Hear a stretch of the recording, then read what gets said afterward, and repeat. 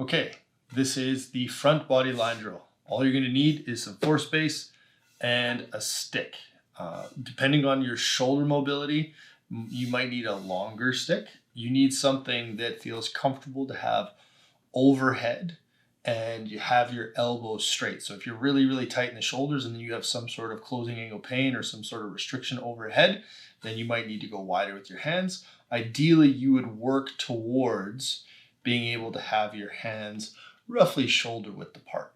Okay, so for this drill, we're going to lie face down on the floor. And there's a few points to note here that the feet are pointed, pushing down. The knees are hovering, so the quads are flexed. And we're trying to keep our pelvis on the floor while tucking our tailbone towards the heels. For this drill, the hard part comes in when we start to try to lift your navel off of the floor. Now, this is not the same as using your hip flexors. What I want, again, your hips stay on the floor and your feet are on the floor. Your knees are hovering. Your belly button tries to lift.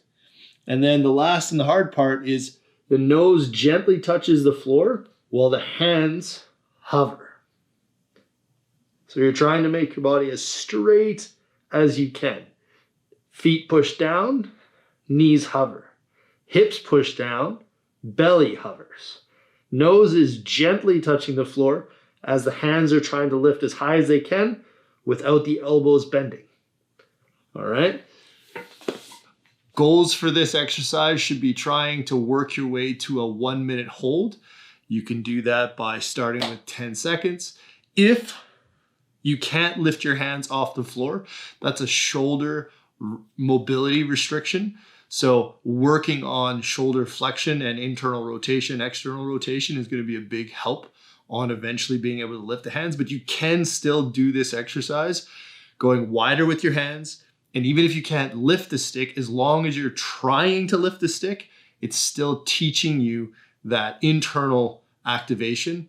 That what this exercise is really helpful with is learning that gymnastics hollow body position and getting ready for things like handstand. So give this one a try, see how it goes, and hopefully this gets you a little bit closer to your handstand.